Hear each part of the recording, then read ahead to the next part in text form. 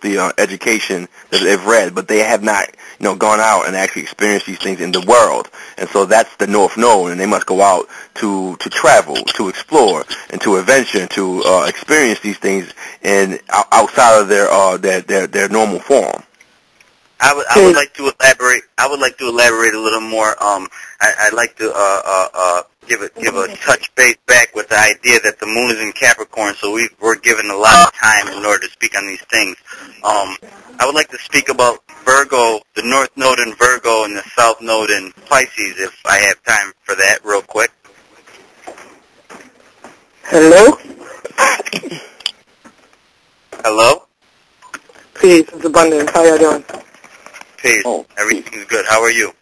This is great. I'm doing great. I got my charts out. I got my children. I got everybody's charts out, taking notes. But yeah, I happen to be the North Node in Sagittarius. So I definitely can relate to everything that was just said. I just wanted to say that. Okay. Good. Peace, Abundance, child. Peace. Do you know, pardon me, I don't mean to interrupt, do you know where your North Node is placed by house placement? Yeah, it's in the ninth. It's in the ninth house? Oh, that's great. Yeah. That's so you're great. an Aries. So you're an Aries rising then, correct? Wait a minute, let me make sure. Nah, I'm a Taurus rising. I could be reading my chart wrong. That's why I'm on this call, because I think that I have myself all screwed up trying to do stuff by myself. But nah, my rising is not in Aries. This is significant. Okay. This is significant. Pardon me, Reese. I'm going to let you get this, but I just want to say one piece of mine as far as the planetary degrees, as far as one being born at a certain time on the planet, as far as the time of birth and the rising sign or the ascending sign and degree. It's important to recognize the distance and degrees apart certain planetary positions, whether they are planets or imaginary points. I'm going to say critical degrees cosmophysically, because sometimes one can be born with a certain ascending sign and one can assume that the planet or the imaginary point is in a certain house, but in your case and scenario, the North Node is placed in the ninth house. Go ahead, Reese. I'm going to let you take this. Well, just so you know, from the charts that I have done, and I have the exact time that was on the, birth certificate. My rising sign is 9 degrees in Taurus. So, Reese, rectify that real quick before you go on. I'm not going to do that.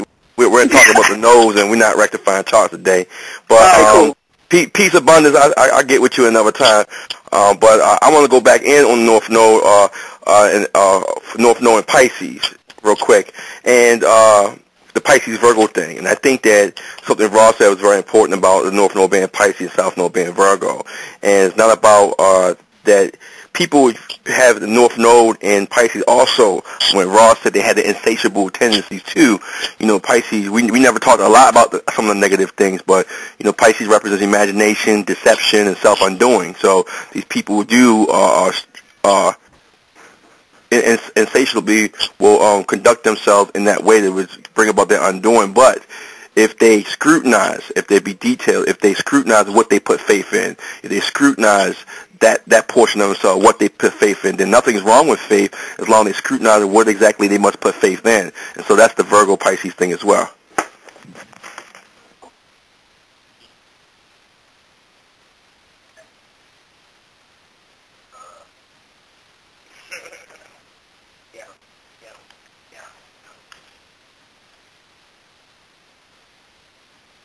Hello? Hello? I'm here. I sound like it went dead for a moment. I don't know. Can everybody hear everybody? Is the caller still on the line? Yeah, I'm still here. Oh, you're still there? Okay, Reese, well, if you're done, I'm going to speak upon the North Node in Sagittarius with this individual. I would like to rectify the chart just briefly, just to make sure that the North Node is in the ninth house, and to make sure that you have the right rising sign, because we are dealing with individuals who are learning lessons, which is where the moon is placed at this particular time. The moon is in Capricorn, so it has to deal with lessons. So I would like to just ask if, are you going with your rising sign as far as the time that's on your birth certificate, or a time that was given from your parents, or is it something that you have worked with for more than at least 365 days and find synchronicities to your chart in your life? Yeah, it's the time that my mother gave me, which is also the time that's on the birth certificate. So since I started studying my chart, which was like in 1993, that's all I've been working with. So since 1993, you've been studying your chart, and you found that Taurus on the ascendant is working for you? I'm saying that it's working for me based on just me reading, and I don't want to say, you know how you feel like there's psychosomatic things, so just by reading it, I would be like, yeah, that sounds like me. That sounds like me. Definitely my sun and my moon definitely feel like a fit. My rising isn't something that it's not a lot of information out there, so I can't say that I've just co-signed it. I just kind of went along with it. Okay, well, I would like to introduce you to Facebook, the Academy of Cosmophysics on Facebook. My name is MARKHU AMUN. Okay, that's MARKHU AMUN.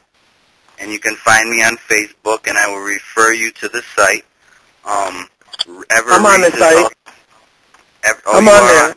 I go on there every day and read almost everything. Okay, well, I don't understand everything.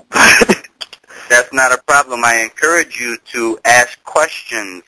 If there's something that you're unsure of, then now is the time, while the sun is transiting the sign of Aries, to speak up and use your brain, or to speak up and initiate the self, which is Aries. And since 1993, you've been into the science.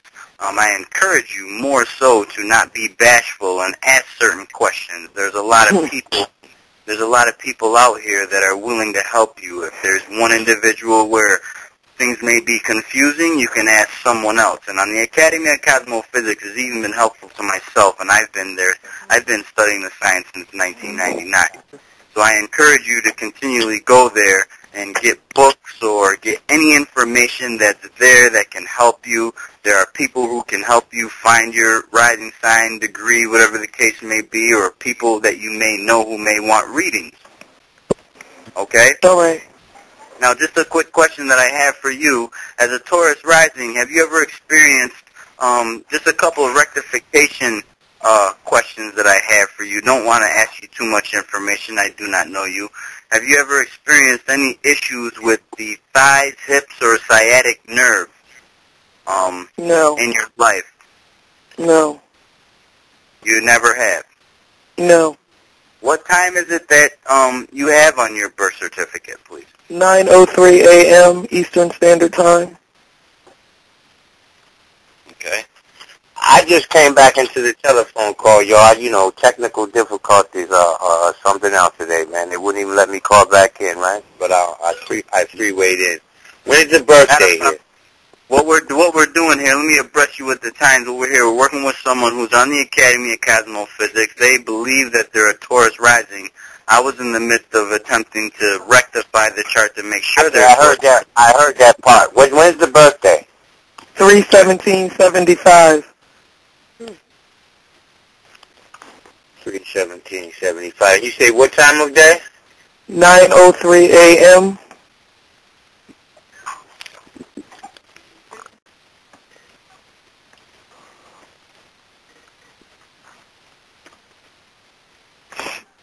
And, what city were you born in? Dover, Delaware.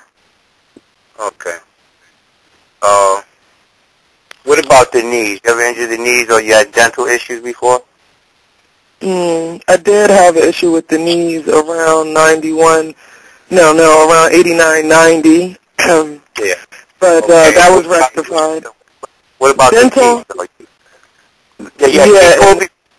Nah, not ever. I was in the movies one day and I ate some popcorn and cracked my tooth. That's the only issues I've ever had with my teeth. No cavities, nothing. We know it was the teeth, and